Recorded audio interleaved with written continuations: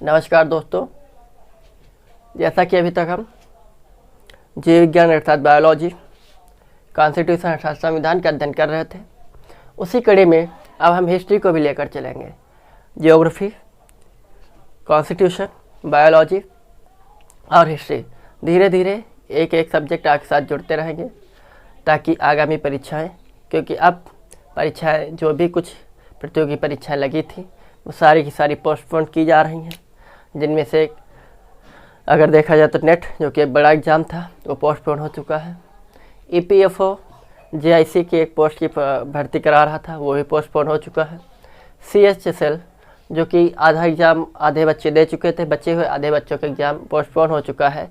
जब कोरोना महामारी से थोड़ा आराम अर्थात थोड़ा सा उसमें केसेस में कमियाँ आएंगी, निजात पाया जाएगा, तब उसकी स्टार्टिंग होगी। तो सारे एग्ज़ाम होते चलते अगस्त सितंबर से स्टार्ट होंगे।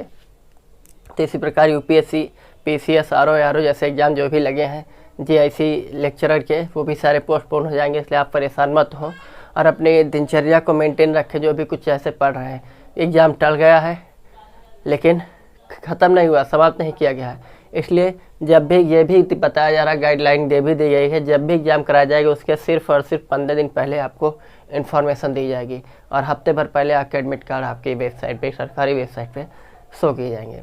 जैसा कि आपको एक लंबे अरसे बाद आज एक लेक्चर मिलेगा, उसका रीज़न ये है कि मेरी खुद की तबीयत काफ़ी ख़राब चल रही थी और अभी भी ख़राब है। आप देख रहे हैं मैं बहुत जल्दी हँस रहा हूँ, मेरे सांस फूलने की लगती है बहुत जल्दी। उसका रीज़न ये है कि मैं बहुत लंबे अरसे से मतलब लगभग 5 से 6 दिन से काफ़ी ज़्यादा ग्रसित था बुखार से। लेकिन मैंने देखा कि काफ़ी कमेंट्स आने लगे हैं लोगों के और इसलिए मैं आप खड़ा हुआ हूँ आप सभी के लिए, ताकि आपके लिए खड़े होना बहुत ज़रूरी है। तो चलिए, घर बैठे ही पढ़ाई करनी है, कोई प्रॉब्लम नहीं है। तो चलिए हिस्ट्री, आज से हम हिस्ट्री की स्टार्ट कर रहे हैं। कई सारे हिस्ट्री के आपको लेक्चर दिए गए हैं, जैसे कि आपको मध्यकालीन इतिहास से 3-4 लेक्चर मिल चुके हैं और मॉडर्न के 1-2 लेक्चर आपको मिलेंगे, प्लेलिस्ट में जाएंगे, लेकिन एंशियंट का एक भी लेक्चर मिलेगा। इसलिए एंशियंट से आज हम स्टार्ट करते हैं। चलिए हिस्ट्री, इतिहास का सबसे पहला जो क्वेश्चन बनता है, इतिहास के जनक हेरोडोटस। एरिस्टोस्थनीज को अक्सर बच्चे टिक करके चलाते हैं। तो प्रॉब्लम यह है कि H से हिस्ट्री और H से हेरोडोटस याद करने का बहुत इजी तरीका यही है कि H से हिस्ट्री और H से हेरोडोटस। एरिस्टोस्थनीज E से है, ठीक, वो जियोग्राफी में है, ठीक। तो चलिए देखते हैं हिस्ट्री, इतिहास। जो भी चीज़ें घट रही हैं आज हमारे साथ वर्तमान में, वो भविष्य में जब पढ़ी जाएंगी हमारे द्वारा, हमें अगली जनरेशन द्वारा, तो इतिहास कहलाए जाएंगे। यानी कि भूत में हुई ही, भूतकाल में या भूत में घटित हुई घटनाओं का विधिवत पूर्ण अध्ययन इतिहास कहलाता है, ठीक है। चलिए देखते हैं।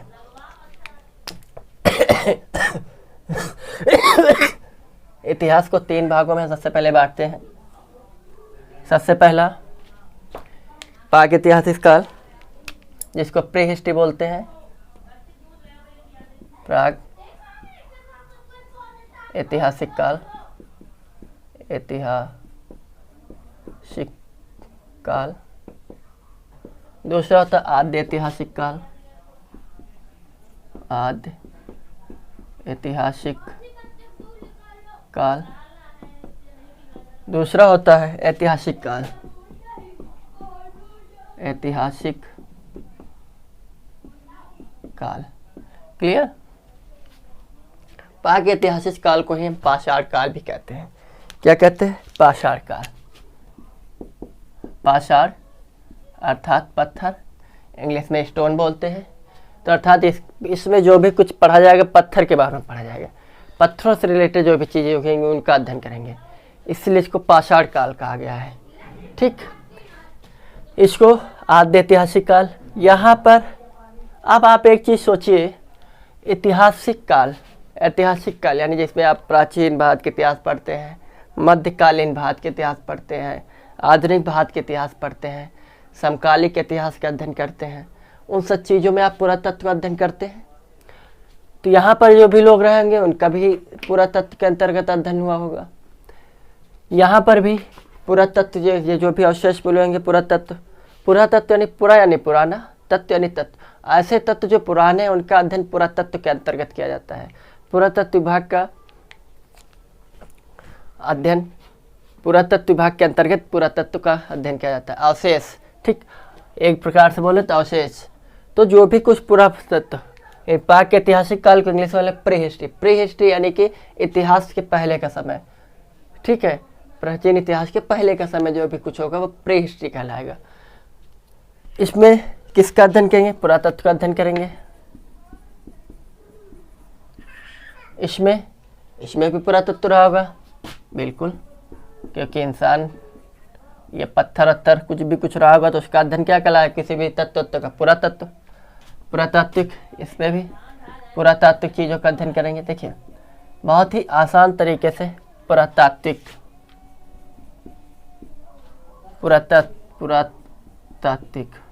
क्लियर बहुत ही आसानी के साथ समझाने की कोशिश करेंगे और सरल शब्दों का इस्तेमाल करेंगे ताकि आपको समझ में आ जाए। हिस्ट्री डे बाय डे आप तैयार करते चलिएगा, किसी प्रकार कोई समस्या नहीं है।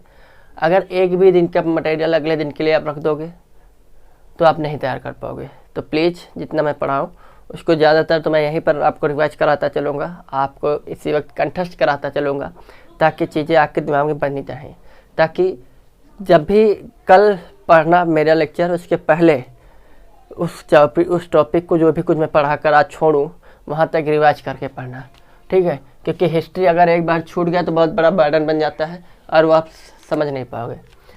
इसमें क्या है, इसमें भी जो भी इंसान था वो खाना बदोश टाइप था। खाना बदोश टाइप अभी समझाते हैं। तो लिखने पढ़ने उसको कोई मतलब नहीं था, तो इसमें कोई भी लिखित साक्ष्य नहीं मिला, कोई भी लिखित साक्ष्य नहीं मिला। यहाँ पर जो है वो लिखित तो है लेकिन पढ़ा नहीं गया, लिखित तो है लेकिन पढ़ा नहीं गया। किसमें? आद्य ऐतिहासिक काल में। यहाँ तक इंसान थोड़ा जागरूक हो गया था, जागरूक हो चुका था, लिखना सीख गया था, लेकिन उसने जो लिखा हम उसको पढ़ नहीं पाए। क्या लिखा? अब देखो, जैसे इस भाषा में आपके सामने लिख दूं, कुछ समझ पाएंगे? समझ पाएंगे? नहीं समझ पाएंगे। हाँ, लेकिन आप ये बेशक कहोगे कुछ लिखा है, तो वही चीज़ ऐसी ऐसी चीज़ें लिखी हैं जिनसे ये बताया जाता है लिखा गया है, लेकिन ऐसे स्टाइल में लिख दिया गया है कि उसको पढ़ा नहीं जा सका है। इसलिए ऐसा काल जिसमें चीज़ें लिखित तो है लेकिन पढ़ी नहीं गई, तो काल को क्या बोले? आद्य ऐतिहासिक काल। यहाँ पर चीज़ें लिखित भी है और पढ़ी भी जा चुकी, सॉरी, और पढ़ी भी गई। इसको ऐतिहासिक काल, अर्थात वो काल जिसमें चीज़ें लिखी हैं और हम पढ़ सकते हैं उसको क्या बोलते हैं? ऐतिहासिक काल। वह काल जिसमें चीज़ें लिखित तो है लेकिन हम पढ़ नहीं सकते उसको क्या बोलते हैं? आद्य ऐतिहासिक काल। प्राक ऐतिहासिक काल जिसमें कुछ भी लिखा पढ़ा नहीं मिला उसको क्या बोलते हैं? प्राक ऐतिहासिक काल। अगर आप देखें कि पहले जो इंसान था खाना बदोश टाइप था। खाना बदोश टाइप ये था जैसे 5 से 6 महीने के बच्चा जो होता है उसको उघार समझते हैं, नंगा। अगर उघार है कोई फ़र्क पड़ने वाला है? नहीं फ़र्क पड़ने वाला है। पेट भरा है, ये घर के हाथ पैर मटकता चटकाता रहेगा कि अब मेरे से बड़ा कोई ही नहीं है, अब मैं सबसे बड़ा हीरो हूँ, मैं सबसे बड़ा विलेन हूँ, जो भी कुछ हो दुनिया में इस धरती पे मैं ही हूँ। वो था इंसान उस समय का, सिर्फ खाने से मतलब था, यानी पेट से मतलब था, ठीक। तो वही 5-6 महीने का जो बच्चा होता है उसको सिर्फ पेट से मतलब होता है, पहनने ओढ़ने से कोई मतलब नहीं होता था। उस समय का इंसान जो था उघाड़ था, यानी नंगा था, अर्थात कोई भी बदन पे कपड़ा नहीं था, सिर्फ और सिर्फ खाने से मतलब था। तब का जो इंसान था ना उसकी गर्दन यूँ रहती थी। ये आप देखिए चित्र इमेज वगैरह देखिएगा, कभी भी इतिहास की बुक में इसको ऐसे दिखाया गया है। रीजन क्योंकि उसका ये वाला जो धड़ था ये बिल्कुल बीच में था, अब बीच में होने के चलते आप इसे साइड में, अब क्या थोड़ा साइड में है, साइड में होने के चलते हम सिर ऊपर उठा लेते हैं। जानवरों में ये चीज़ बिल्कुल बीचों बीच में होती है। आप देखिए जानवर सिर नहीं उठा पाता है, जानवर कोई भी चीज़ है ऐसे बहुत ताकत लगाएगा, ऐसे उठा के फेंक दे, क्योंकि उसकी ताकत यहीं तक लगनी है, ठीक है। तो वही चीज़ तब का जो इंसान था उसमें ये चीज़ जो थी बीच की ये बिल्कुल बीचों बीच थी, साइड में नहीं थी। आज हमारे थोड़ा साइड में, जिसकी वजह से हमारी गर्दन ऊपर उठती है आसानी से और हम सब कुछ आसानी से विद्युत देख लेते हैं। आगे सॉरी। तो अब हम देखते हैं पाक ऐतिहासिक काल। पाक ऐतिहासिक काल को 3 भागों में बांटा गया है। सबसे पहले यहीं से मैं रफ कर रहा हूं, ठीक है। सबसे पहला पाक ऐतिहासिक काल, इसी को पाषाण काल भी बोलते हैं, या इसी को स्टोन पीरियड भी बोल देते हैं इंग्लिश में, या इंग्लिश में तो प्री हिस्ट्री बोलते हैं, पाषाण काल, ठीक। क्योंकि यहाँ पर जो भी कुछ है पत्थर के बारे में ही अध्ययन करना है। तो सबसे पहले पूरा पाषाण काल, सबसे पहले जिस काल का हम अध्ययन करेंगे वो है आपका पूरा पाषाण काल, पूरा पाषाण काल। दूसरा मध्य पाषाण काल, मध्य पाषाण काल। तीसरा नवपाषाण काल, नवपाषाण काल। चलिए सबसे पहले हम अध्ययन करते हैं पूरा पाषाण काल। पूरा पाषाण काल वो दौर था, पूरा पाषाण काल को ही पाषाण काल या प्री हिस्ट्री पीरियड बोलते हैं। इसकी जो टाइमिंग है वो बताई जाती है 25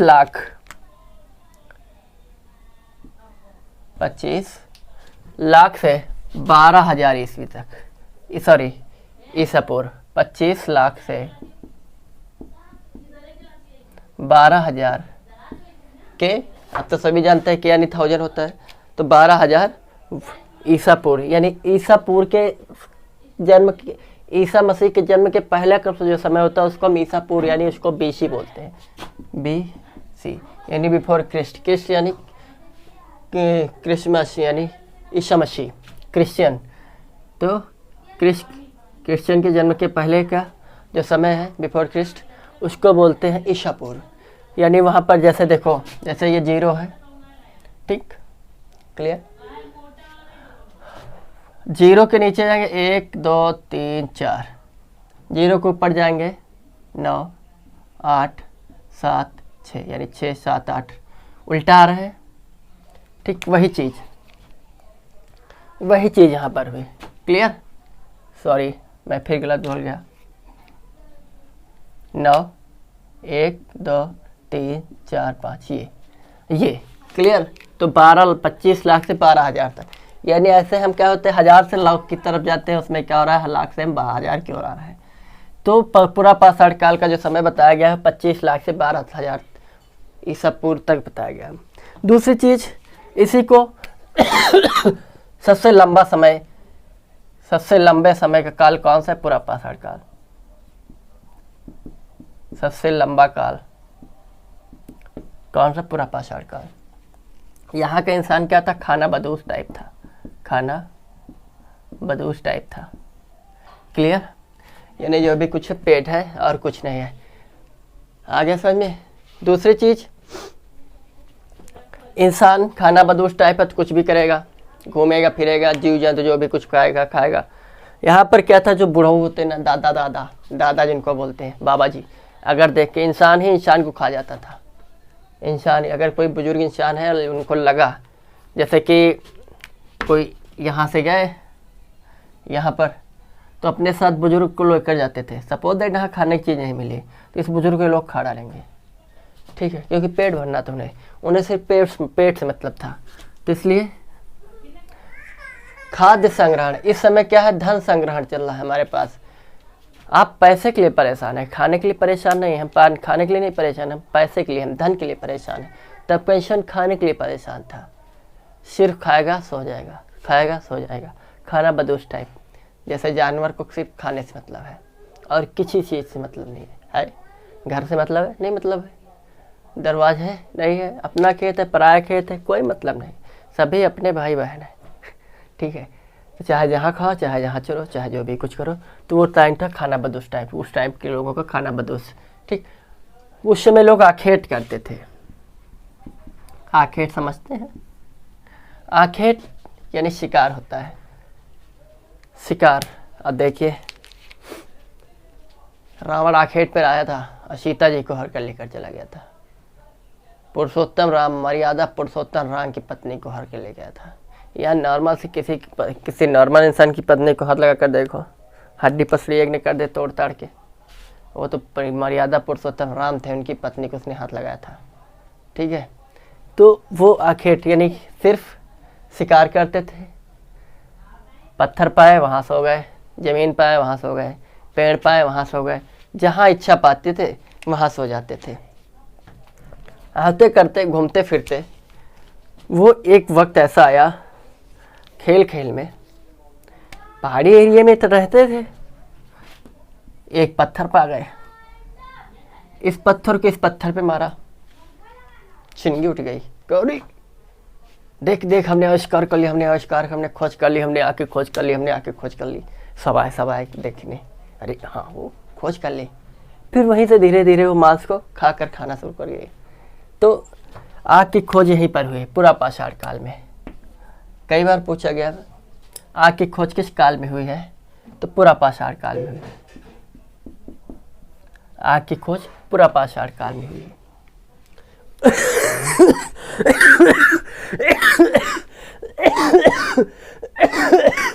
ठीक, फिर यहीं से चलते फिरते उन्होंने देखा कुछ नुकीले पत्थर मिल गए उन्हें।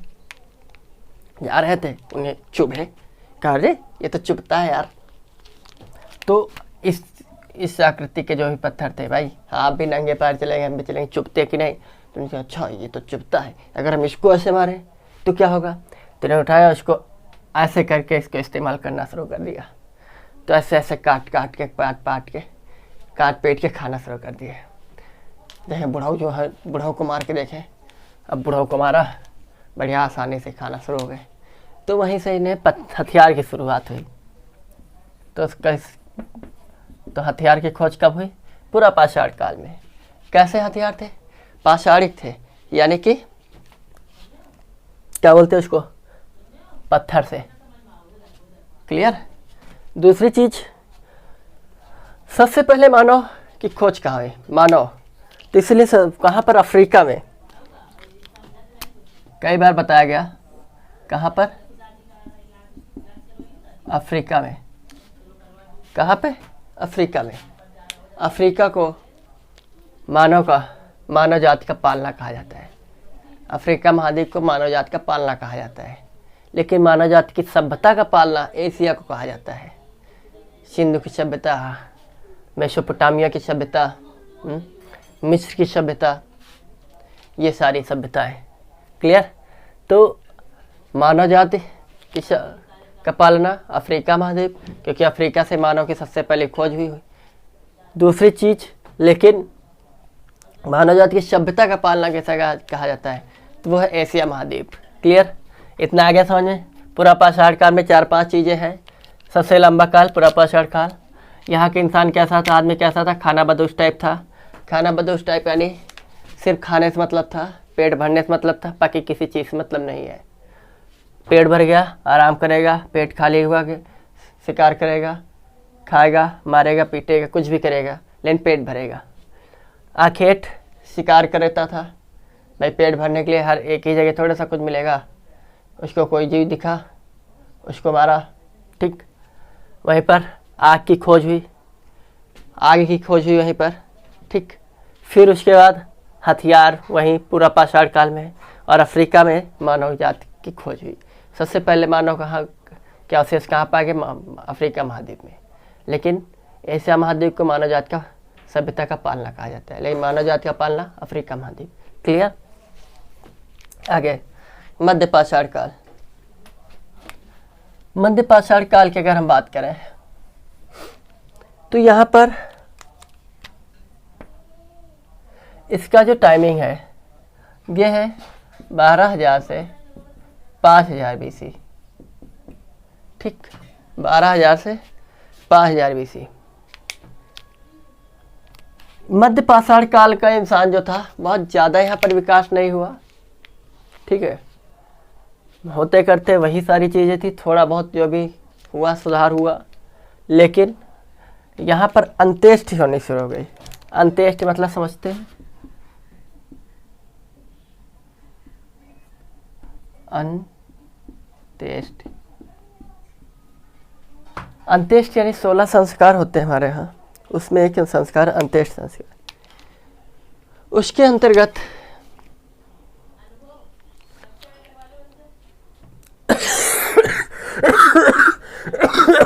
सॉरी, ये अंत्येष्टि मध्य पाषाण काल से शुरू हुई थी। ठीक है, मानव के जीवन काल से संबंधित घटनाओं से संबंधित थी।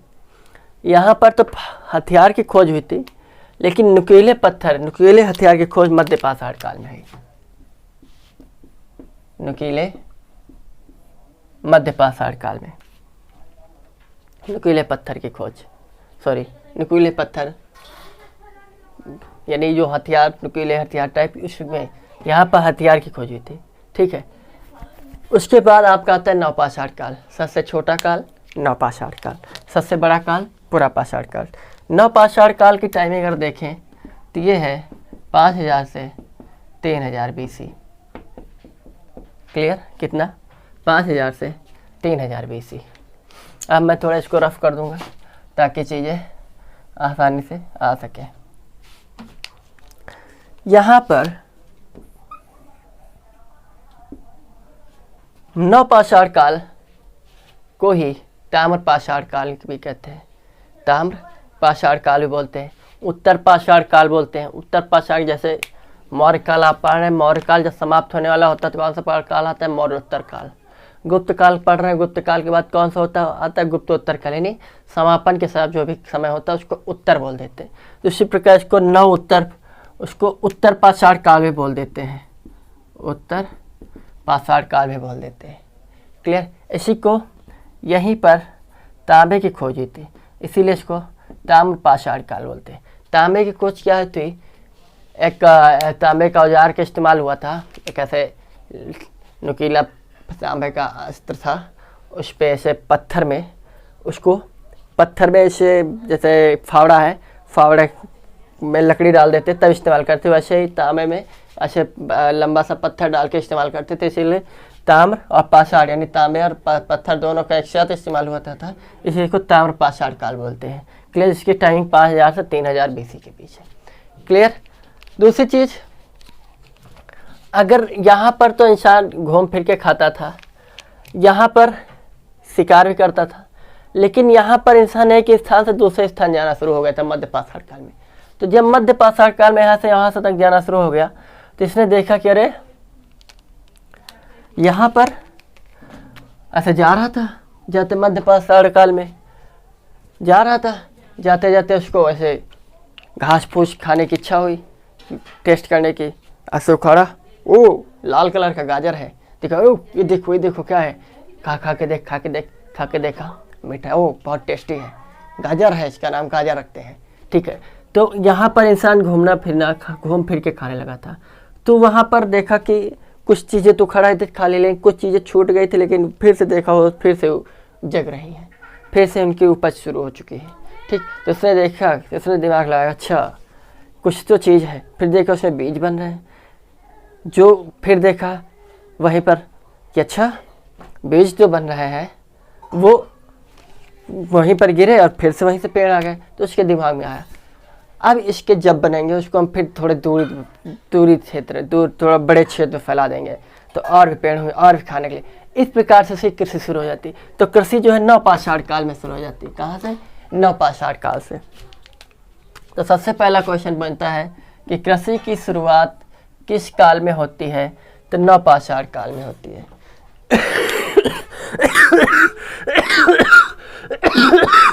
सॉरी, नवपाषाण काल में कृषि की शुरुआत होती है। ठीक, लेकिन कृषि में सबसे पहले उसने कौन से? गेहूं और जौ बहुत पूछाता है। कौन से? गेहूं और जौ, ये दो अनाजों की कृषि की शुरुआत कैसे हुई?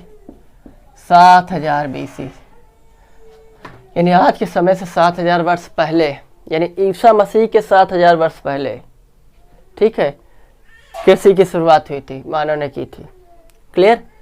फिर उसके बाद कहाँ पर हुई थी ये बहुत पूछा था, तो मेहरगढ़। कहाँ? मेहरगढ़। मेहरगढ़ कहाँ? मेहरगढ़ आकर पड़ेगा पाकिस्तान में वर्तमान में।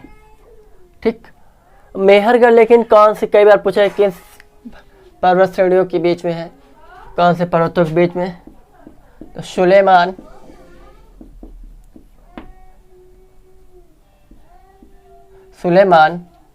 और एक पर्वत है सुलेमान के दक्षिण पड़ेगा, उसका नाम है किरधर पर्वत।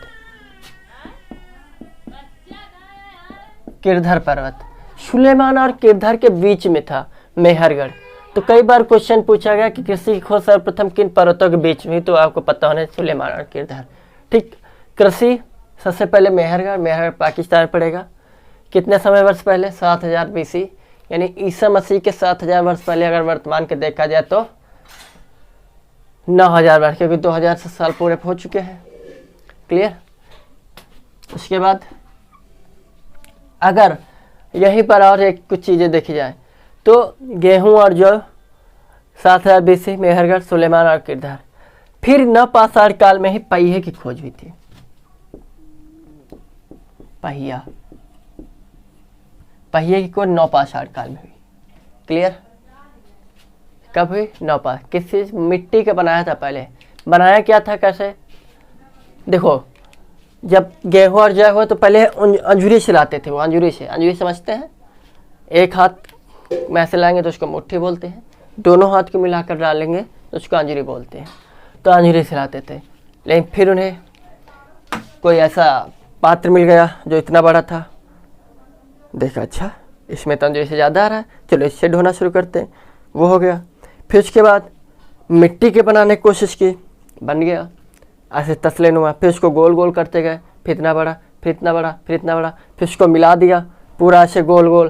कहा अच्छा ये तो अच्छा हुआ, इधर बंद कर दिया, इधर बंद कर दिया, राशन लाए, ढंगाते हुए लेते चले आए। तो उनको बहुत अच्छा। तो उसको क्या बोलते हैं? उसको बोलते हैं मनका। मनका और सुराही में अंतर होता है क्या? सुराही बिल्कुल सादी होती है, मनके में बाहर कढ़ाई होती है। तो मनके और कढ़ाई, इस सुराही में इतना ही अंतर है कि मनके में बाहर कढ़ाई होती है और सुराही में बिल्कुल सादी होती है। क्लियर?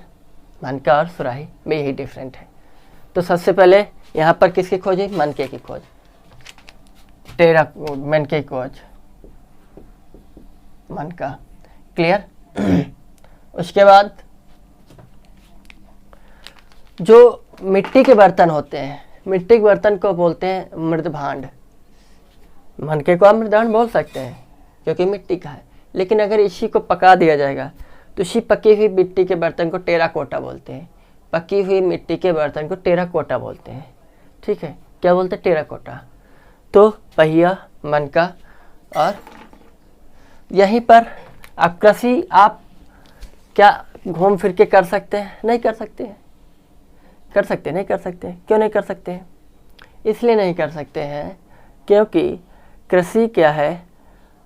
देख रेख की फसल है। अगर आप उसकी केयर नहीं करें, उसका ध्यान नहीं रखेंगे तो सूख जाएगी। आप एक पेड़ लगाइए या अपने आसपास कोई कुछ चीज़ ऐसे बो दीजिए, जैसे धनिया ही बो लीजिए, उसके केयर मत करो, क्या धनिया नहीं जगेगी, जगेगी भी तो सूख जाएगी, पानी नहीं देंगे।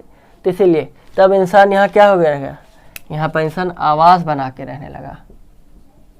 कृषि जहाँ शुरू हो जाती है वहाँ आवास अपने आप बन जाएगा। सिंपल चीज़ है, वरना कृषि नहीं हो पाएगी। आया समझ में? फिर क्वेश्चन ने एक बार पूछा गया था रेलवे में कि किस काल में होमो सैपियंस की खोज हुई? तो नवपाषाण काल में। किसमें? होमो सैपियंस की खोज कब से बनी जाती है?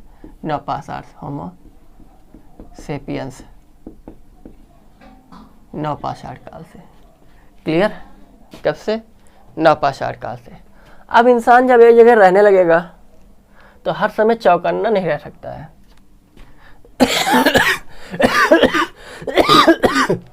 हर समय चौकन्ना नहीं रह सकता है। तो कोई एक ऐसा उसको जो मिला जो उसकी सबसे ज्यादा चाटुकारिता करने लगा, चापलूसी, कुत्ता। तो इसीलिए सबसे पहले पूछा गया, मानव द्वारा पाला गया सबसे पहला जानवर कुत्ता।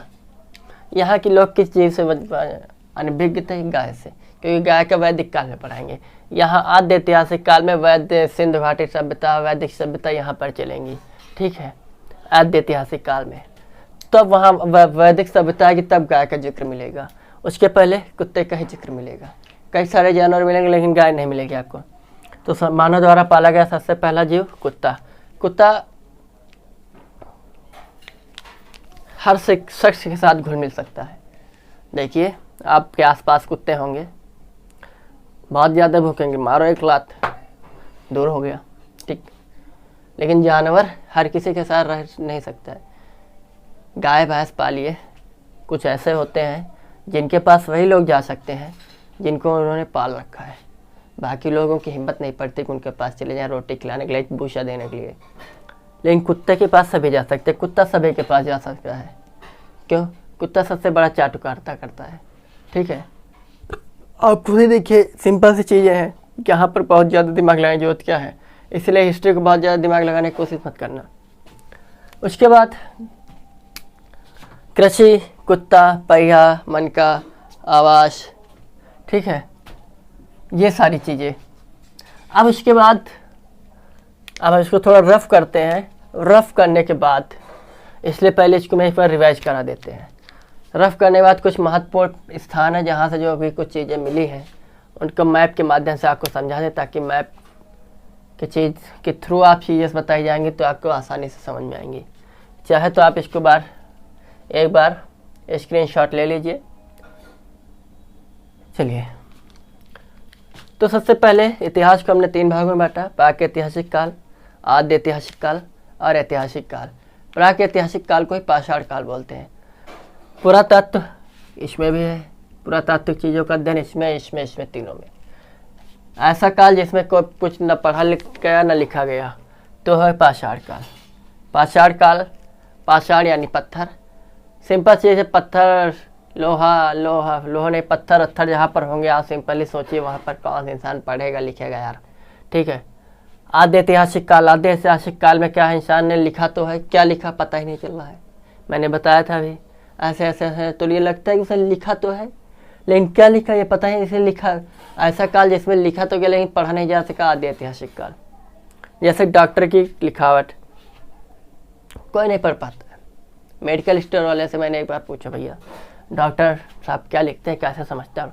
कहते हैं वो लिखते हैं कि हमने लूट लिया, तुम्हारा नंबर तुम भी लूट लो, ठीक है। ऐतिहासिक काल में चीज़ें लिखी गई और पढ़ी भी गई, तो ऐसा काल जिसमें लिखा भी गया और पढ़ा भी गया, ऐतिहासिक काल, ठीक। पूरा पाषाण काल को हमने 3 भागों में बांटा है।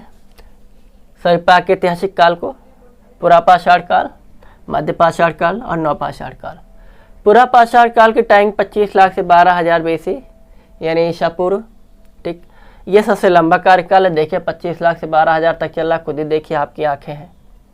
खाना बदोश टाइप इंसान यहाँ रहता था, जिसको सिर्फ और सिर्फ खाने से मतलब था।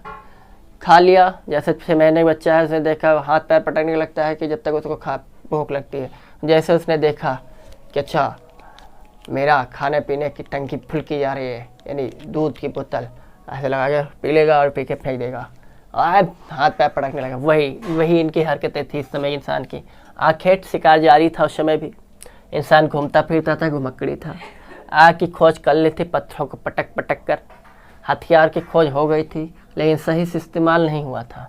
अफ्रीका को ही मानव जाति का पालना कहते हैं, लेकिन मानव जाति की सभ्यता का पालना एशिया महाद्वीप को कहा जाता है। मध्य पाषाण काल में इंसान ने एक स्थान से दूसरे स्थान जाना शुरू कर दिया था। वहीं पर उसने मांस से हटके चीज़ें खानी शुरू कर दी थी। गाजर है, मतलब जो भी कुछ मिला, घास फूस, गाजर फाजर, मतलब हम तो एक एग्जाम्पल बता रहे, जो भी कुछ है। इसी में अंत्येष्टि की शुरुआत हुई और यहीं पर इंसान जो है नुकीले पत्थरों की भी खोज करने लगा मध्य पाषाण काल में।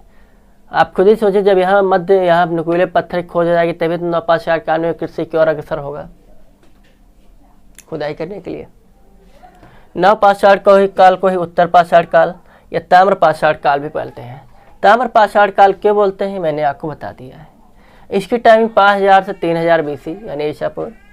यहाँ पर इंसान ने कृषि करना शुरू कर दिया था। अब कृषि करना शुरू कर देगा तो रुकना पड़ेगा उसको, इसलिए आवास भी यहीं से शुरू हो गया। रहना सहन एक ही स्थान पर रहने लगा। कुत्ता इसका सबसे पहला पालतू जानवर था, क्योंकि कुत्ता सबसे ज़्यादा चाटुकारिता करता है। पहिए की खोज यहीं पर की थी। मन का यानी सुराही की खोज यहीं पर हुई थी। होमोसेपियंस की खोज किस काल में हुई? तो नवपाषाण काल में हुई। गेहूँ सबसे पहले कौन सी फसल हुई? गेहूँ और जौ। कहाँ पर? मेहरगढ़ में। कब? 7000 BC यानी ईसा पूर्व। कौन सा स्थान? सुलेमान और किरधर पर्वत के बीच का स्थान है। तो ये रही चीज़ें। अब हम थोड़ा आपको मैप के माध्यम से चीज़ें समझाने की कोशिश करते हैं, ताकि आपको आसानी से समझ में आ सके। सॉरी, खांसी बहुत आ रही है आज। पिछले 2-3 दिन से कुछ कर नहीं सका मैं, हिम्मत नहीं हुई कि आपकी क्लास ले सकूं, लेकिन आज बहुत हिम्मत करके आया हूं, ताकि आपका लॉस ना हो, क्योंकि एग्जाम पोस्टपोन हो चुके हैं। इसलिए आपके पास बहुत समय नहीं है, ये सोच के मत बैठिएगा, ठीक है, कि आपके पास बहुत ज़्यादा समय है और अब आप हीरो हो गए हो। हीरो नहीं हो तुम, ठीक है।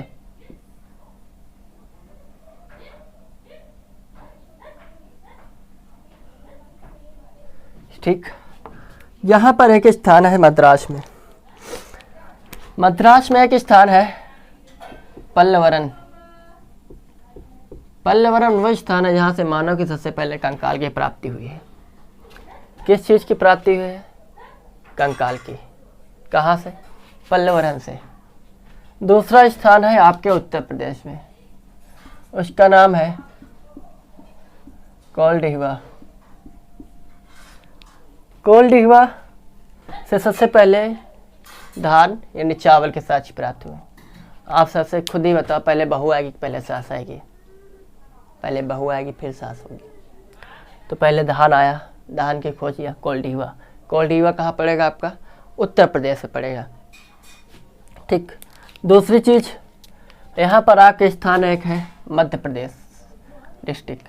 यहाँ पर एक शहर है भीम बेटिका।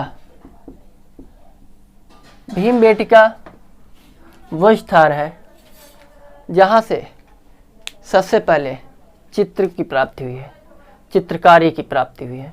चित्रकारी क्या बहुत बड़ा होनहार इंसान नहीं था, बहुत काबिल नहीं था। आज जैसे उसने इससे गुलंडा बनाया पत्थर का, एक लाइन ऐसे खींच दी, एक लाइन ऐसे खींच दी, एक लाइन ऐसे, एक लाइन ऐसे, एक ऐसे कर दिया, ठीक। क्या हो गया? हाथी हो गया, समझो। फिर ऐसे किया, ऐसे किया, ऐसे किया, ऐसे किया, इंसान हो गया। इसको एक डंडा टुकड़ा दिया ऐसे। तो ये हुआ कि पहले का जो इंसान था वो बुद्धिमान था, उसमें जागरूकता थी। तो इससे ये पता चलता है कि जो जानवरों पर इंसानों का कब्जा था पहले भी, ठीक है। ये ऐसी चित्रकारी है, बहुत सुंदर पेंटिंग वेंटिंग नहीं वहाँ पे, ऐसे ही है, ठीक है। भीम बेटिका। उसके बाद एक स्थान है यहाँ पर कश्मीर में है, बुर्ज होम। बुर्ज होम में गर्त आवास। गर्त आवास समझते हैं? गड्ढे को खोद कर उसी में इंसान रहता था, तो ऐसे आवास को गर्त आवास बोलते हैं, ठीक है। ज़मीन के अंदर खोद कर रहे हैं, क्योंकि वहाँ पर बर्फीली एरिया है, बर्फीला एरिया है बुर्ज होम, तो वहाँ पर इंसान बाहर रह नहीं सकता था, इसलिए ज़मीन के अंदर आज भी लोग रहते हैं जो, ठीक है, जिसकी वजह से वहाँ इतनी ठंडी नहीं पड़ती है। ऊपर से डाली वाली डाल के पत्ते डाल के उसी में इंसान और उसका कुत्ता रहता था, मर जाते थे उसी में दफना देते थे। इसीलिए गर्तावास की खोज कहाँ से हुई? बुर्ज होम। बुर्ज होम कहाँ मिलेगा आपका? कश्मीर में। उसके बाद एक स्थान आपका है बिहार में। बिहार में जो स्थान है उसमें सिर्फ अवशेष की प्राप्ति हुई है, वो स्थान है आपका चिरांद। चिरांद पड़ेगा यहाँ बिहार में, यहाँ से अवशेषों की प्राप्ति हुई है, बहुत खास चीज़ नहीं है। दूसरी चीज़, भीम बेटिका के बारे में कई क्वेश्चन बनते हैं, कि भीमबेटका किस नदी घाटी के अंतर्गत, तो नर्मदा नदी घाटी। किस पहाड़ी के, तो विंध्याचल, यहाँ पर विंध्याचल पहाड़ी है। तो भीमबेटका की सचित्रकारी मानव द्वारा खोजी गई पहली चित्रकारी किस नदी घाटी के इर्द गिर्द पाई जाती, तो नर्मदा नदी घाटी। किस पर्वत पहाड़ी, तो विंध्य पर्वत पहाड़ी। ऐसे क्वेश्चन यहाँ से बनते हैं। तो ये कुछ प्रमुख चीज़ें थी, ठीक है। और उम्मीद करते हैं आपकी समझ में आ रहे होंगे।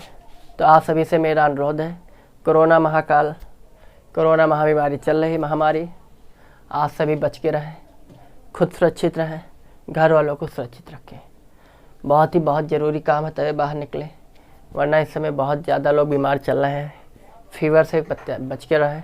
फीवर अगर एक बार किसी को आ रहा है तो छोड़ नहीं रहा है, मुझे नहीं छोड़ रहा। अभी पिछले 1 हफ्ते से मैं परेशान हूँ, दवाइयाँ बराबर ले रहा हूँ, लेकिन जब तक दवाइयों का डोजेज का असर रहता है तब तक तो मुझे रिलीफ मिलती है, अन्यथा फिर मुझे रिलीफ नहीं मिल पाती है, ठीक है। आप देख रहे हैं मेरी आंखें इस समय तो सूजी है, क्योंकि मैं सो तो रहा हूँ, लेकिन उसके बावजूद मेरी आंखों में दर्द बना रहता है। क्यों बना रहता है पता नहीं। जुबान का टेस्टलेस हो गया, स्वादहीन हो चुका है। खांसी आ रही है, लेकिन फिर भी मैं दवाइयाँ ले रहा हूँ। तो आप सब लोग इसके चक्कर में मन पसंद बुखार के सेफ रहें, सुरक्षित रहें, स्टे होम, सेफ होम, ठीक है। आप सभी का बहुत धन्यवाद। Thank you. जय हिंद, जय भारत।